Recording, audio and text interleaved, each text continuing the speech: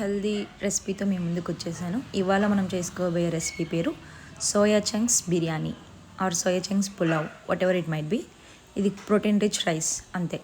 And as usual మనం ఎప్పుడు తీసుకునేలాగా more vegetables అన్నది ఇక్కడ యాడ్ చేశాను. అండ్ మన మెయిన్ ఇంగ్రీడియంట్ వచ్చేసి సోయా చంక్స్ అండ్ రైస్. ఇవి మన main ingredients for today's recipe actually. And దాని కొంచెం జింజర్ గార్లిక్ పేస్ట్ కూడా మనకు యూజ్ అవుద్ది, అందుకే నేను ఇక్కడ జింజర్ గార్లిక్ పేస్ట్ కూడా తీసుకున్నాను. యూజువల్లీ నేను జింజర్ గార్లిక్ పేస్ట్ నేనే ప్రిపేర్ చేసుకుంటాను, బట్ అప్పుడప్పుడు కొంచెం తప్పదు అన్నప్పుడు బయట నుండి తీసుకొని వస్తాను. అదర్వైజ్ నేను జనరల్గా ఇంట్లో నా ఓన్గా ప్రిపేర్ చేస్తాను. అండ్ నెక్స్ట్ ఇక్కడ మనం ఏం చేస్తున్నామంటే ఫస్ట్ స్టవ్ వెలిగించుకోవాలి, ఇది మ్యాండేటరీ. ఓకే, దాని తర్వాత మనం ఇక్కడ పులావ్ చేద్దాం అనుకుంటున్నాం కాబట్టి నేను ప్రెషర్ కుక్ పెట్టుకున్నాను.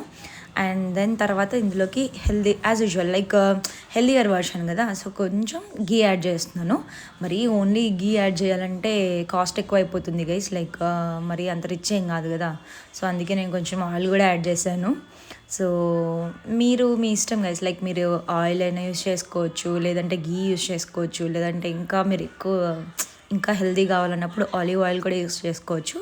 బట్ మనకు అంత సీన్ లేదు కాబట్టి ఇక్కడ నోరు మూసుకొని గీ కొంచెం మన ఇంట్లో ఉన్నటువంటి ఆయిల్ కూడా యాడ్ చేసాము. దాని తర్వాత ఇందులోకి జీరా యాడ్ చేయాలన్నమాట. జీరా అండ్ పోపు దినుసులు దీస్ ఆర్ లైక్ మ్యాండేటరీ అన్నట్టు. సో జీరాని అదే స్పూన్తో యూజ్ చేస్తున్నాను అని అనుకోకండి, మనం వాష్ చేయలేము. ఎందుకంటే బేసిక్గా మన ఇంట్లో పని మనుషులు ఎవరు లేరు, మనమే చెఫ్, మనమే అన్నీ యూజ్ చేసుకోవాలి. సో కొంచెం ఇట్లాగా మనం అన్ని పనులు చేయలేము కాబట్టి కొంచెం సేవ్ చేసుకుంటున్నాను. అండ్ ఇక్కడ పోపు దినుసులు మీరు ఎందుకు అన్నీ కలిపి పెట్టుకోలేన డౌట్ మీకు వస్తుందేమో. నేను ఆవాలు తిన్ను గైస్, సో అందుకోసమే అన్నీ సెపరేట్గా పెట్టుకున్నాను. దాని తర్వాత ఇందులో యాజ్ యూజువల్ బిర్యానీ ఎసెన్షియల్స్ వేసాను. ఎందుకు అంటే ఇది కొంచెం పులావ్ అండ్ బిర్యానీ టైప్ కూడా ఉంటుంది కాబట్టి కొంచెం అవి వేసుకోవడానికి ట్రై చేయండి, సో దట్ మంచి ఫ్లేవర్ ఉంటుంది.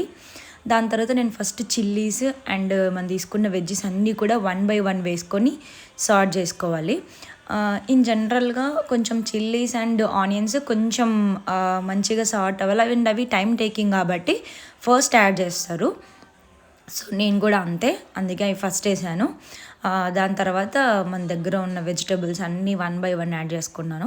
అండ్ ఇక్కడ జనరల్గా పులావ్ ఆర్ వెజిటబుల్ పులావ్ అట్లా అన్నప్పుడు ఆలు ఇలాంటివి యాడ్ చేస్తారు. బట్ నాకు ఆ రోజు ఆలు అవైలబుల్ లేదు, యాక్చువల్గా మా ఇంట్లో అవైలబుల్ లేదు, ఇక్కడ అవైలబుల్ లేదని కాదు మళ్ళీ. బట్ నాకు ఆ రోజు మా ఇంట్లో ఏ వెజ్జీస్ అయితే ఉంటాయో అవి నేను యూజ్ చేస్తాను జనరల్గా, అంతే.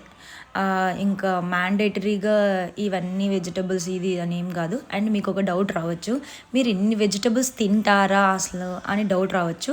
అఫ్ కోర్స్ మేము డైలీ తిన్నామండి, బట్ ఎప్పుడో once in a while, at least some times like once in a week or twice in a week ఇలా ట్రై చేస్తాం ఖచ్చితంగా. ఎందుకంటే మా ఇంట్లో మా హస్బెండ్ అండ్ మా బాబు ఇద్దరు కూడా నాన్ వెజ్ లవర్స్.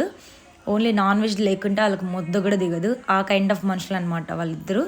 సో కానీ నేను కొంచెం వెజ్జీస్ అన్నది ప్రిఫర్ చేస్తాను. సో ఎప్పుడు వాళ్ళ కోసమే కాదు కదా గైస్, అప్పుడప్పుడు మన కోసం కూడా వంట చేసుకోవాలి కదా. సో అందుకోసమే అప్పుడప్పుడు నేను గొడవబడి మరి వాళ్ళు తినకపోయినా చేస్తాను. మరి తినకపోతే ఏం చేస్తారన్న డౌట్ రావచ్చు, అంత సీన్ లేదు, వాళ్ళకి ఇంకో ఆప్షన్ ఉండలేదు, నోరు మూసుకొని తినాల్సిందే. సో తినేస్తారు హ్యాపీగా. అండ్ మరీ ఇంత వర్స్ట్గా ఏం కూడా ఉండదు, ఇది హెల్దీ వర్షన్ అయినా కూడా టేస్ట్ కూడా చాలా బాగుంటుంది, అందుకే నేను కూడా మీకు చూపిస్తున్నాను. దాని తర్వాత ఈ సోయా చంక్స్ అన్నది కొంచెం బాయిల్డ్ వాటర్లో ఒక 1/2 hour ముందు సోక్ చేసుకోండి. బాయిల్డ్ వాటర్లో అయితే ఈజీగా తొందరగా సోక్ అవుతాయి. అండ్ సోయా చంక్స్ నాకు తెలిసి నా చైల్డ్హుడ్లో మా మమ్మీ వాళ్ళు ఎప్పుడు కర్రీ చేసేవాళ్ళు. ఒక సర్టెన్ పాయింట్ అయిన దాని తర్వాత చాలామంది సోయా చంక్స్ తింటే క్యాన్సర్ వస్తుంది అని చెప్పడంతో మా మమ్మీ ఇంట్లో కంప్లీట్గా బ్యాన్ చేశారు. సో కానీ నేనేమనుకుంటానంటే అతిగా తింటే రోగం, ఎంత తినాలో అంత తింటే యోగం అని నేను నమ్ముతాను. సో మరి డైలీ తినమని నేను చెప్పను, అప్పుడప్పుడు తింటే ఏం కాదు. బికాజ్ సోయా చంక్స్లో చాలా ప్రోటీన్ ఉంటుంది. సో ప్రోటీన్ ఉంటుంది కాబట్టి తినచ్చు, ఏం పర్లేదు. మరి డైలీ తినమని నేను చెప్పను, కానీ అప్పుడప్పుడే కాబట్టి తినచ్చు, ఏం ప్రాబ్లం లేదు. అండ్ నేను ఇక్కడ సోయా చంక్స్ కూడా, ఈ soya chunks alias meal maker చిన్నవి తీసుకున్నాను గైస్. ఎందుకు అంటే ఇందులో పెద్దవి వస్తాయి ప్లస్ చిన్నవి వస్తాయి. మరి పెద్దవైతే మనం నమలలేమేమో అన్న డౌట్ వచ్చింది నాకు. అందుకోసమే నేను కొంచెం చిన్నవి ప్రిఫర్ చేసి చిన్నవి తీసుకున్నాను.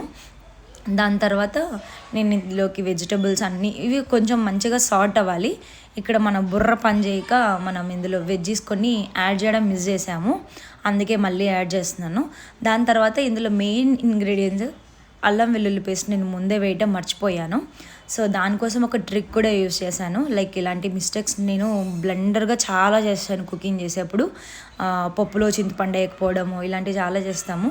బట్ దాని తర్వాత దాన్ని ఏదో ఒకలాగా కవరప్ చేసేసి చేస్తాను. సో అలాగే ఇక్కడ నేను ఏం చేశానంటే మిడిల్ ఆఫ్ ది ప్రెషర్ కుక్కర్లో కొంచెం అల్లం వెల్లుల్లి పేస్ట్ వేసి దాన్ని కొంచెం బాయిల్ చేస్తున్నాను. Boil in the sense like దాన్ని కొంచెం వేగనివ్వాలి. బికాజ్ అది ఫ్రై అయింది అనుకోండి, ఆ పచ్చి వాసన అన్నది పోతుంది అనమాట. లేకుండా మనం అలాగే వేసామంటే అల్లం వెల్లుల్లి పేస్ట్ కొంచెం పచ్చి వాసన వస్తుంది. దానివల్ల రెసిపీ కూడా దెబ్బతినే ఛాన్సెస్ ఉన్నాయి. అసలే మనం హెల్దీ వర్షన్ అది ఇది అంటున్నాము, ఇంట్లో వాళ్ళు అసలే తినరు. ఇలాంటి బ్లండర్ మిస్టేక్ చేసామంటే ఇంకా అస్సలు తినరు. సో కొంచెం కేర్ఫుల్గా మీరు నాలాగా మర్చిపోవటం కాకుండా మంచిగా గుర్తుపెట్టుకొని వేసేయండి. అండ్ ఇందులోకి నేను ధనియా పొడి అండ్ కొంచెం గరం మసాలా, కొంచెం టర్మరిక్ కూడా మీరు కావాలంటే యాడ్ చేసుకోండి. నేను ఇక్కడ టర్మరిక్ అన్నది వేయలేదు, ఎందుకంటే నాకు ఆ రైస్ కలర్ పోతుందేమో అని అనిపించింది పసుపు యాడ్ చేస్తే. అందుకే నేను ఇక్కడ అదంతా ఏం యాడ్ చేయట్లేదు. దాని తర్వాత కొంచెం సాల్ట్ ఖచ్చితంగా వేసుకోవాలి రైస్లో కాబట్టి సాల్ట్ వేసాము. అండ్ ఇవి కొంచెం మంచిగా సాట్ అవ్వాలి. సాట్ అయిన తర్వాత ఇందులోకి నేను వాటర్ తీసుకున్నాను. ఈ వాటర్ ఎలా తీసుకుంటామంటే మనము లైక్ 1 కప్ ఆఫ్ రైస్ తీసుకున్నాం అనుకోండి, దానికి 1.5 రేషియోలో 1:1.5 రేషియోలో వాటర్ తీసుకుంటారు జనరల్గా. అంటే మనం కుక్కర్లో రైస్ చేస్తున్నాం కదా దట్టు, కాబట్టి 1.5 గ్లాస్ సరిపోతుంది. యూజువల్గా మన నార్మల్ రైస్కి అయినా కూడా 1:1.5 రేషియో అన్నది ప్రెషర్ కుక్కర్లో కుక్ చేసేప్పుడు సరిపోతుంది. బట్ నేను ఇక్కడ కొంచెం ఎక్కువ క్వాంటిటీ తీసుకున్నాను, అంటే ఒక హాఫ్ కన్నా ఎక్కువనే తీసుకున్నాను. బికాజ్ నాకు ఆ వెజ్జీస్ అన్నీ ఉన్నాయి కాబట్టి నాకు కొంచెమే, మరి ఎక్కువ ఏం కాదు, కొద్దిగా వాటర్ ఎక్కువ తీసుకున్నాను. దాని తర్వాత ఇంకా రైస్ కూడా వేసేసి అది కొంచెం బాగా మరగనిచ్చాను. నేను ఈ మిడిల్లో కొంచెం చిల్లీ ఫ్లేక్స్ యాడ్ చేశాను. చెప్పాను కదా మా ఇంట్లో కొంచెం స్పైసీ ఎక్కువ తింటారు, కారం వేస్తే ఆ ఫ్లేవర్ పోతుంది అని అనిపించింది నాకు. అందుకే ఆ ఫ్లేవర్ మిస్ అవ్వకుండా నేను ఇక్కడ చిల్లీ ఫ్లేక్స్ యాడ్ చేశాను instead of chilli powder. So ఇది కొంచెం బాగానే ఉంటుంది.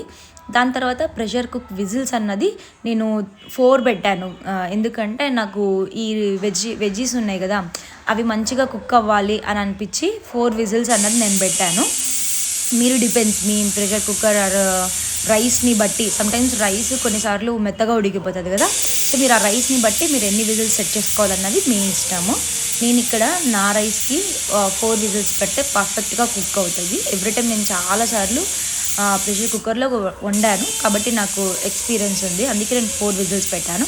అండ్ ఫైనల్గా మన రిజల్ట్ అదే మన ప్రోటీన్ రిచ్ రైస్ ఎలా ఉంటుందో చూసేద్దాము. ఇది కొంచెం హెల్దీ వర్షన్ కాబట్టి నేనేం చెప్తాను అంటే ట్రై చేయండి అప్పుడప్పుడు.